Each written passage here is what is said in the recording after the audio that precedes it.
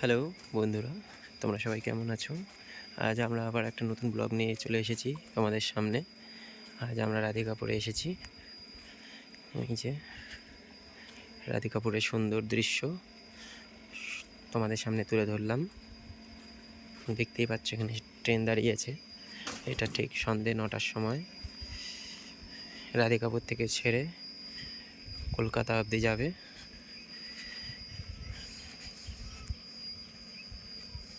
সামনেই রয়েছে রাধিকাপুরের বর্ডার। এখান থেকে তোমরা চাইলেই পাসপোর্ট করে বাংলাদেশ যেতে পারো। দেখতেই পারছো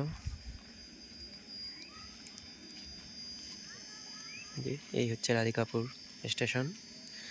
এখান থেকেই সমস্ত ট্রেন ছাড়ে কলকাতা, দিল্লি যাওয়ার উদ্দেশ্যে।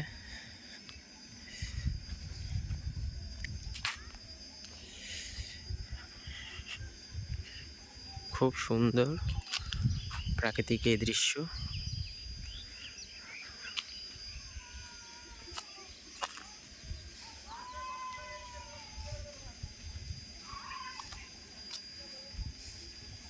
এই যে দেখতে পাচ্ছ সামনেই বর্ডার।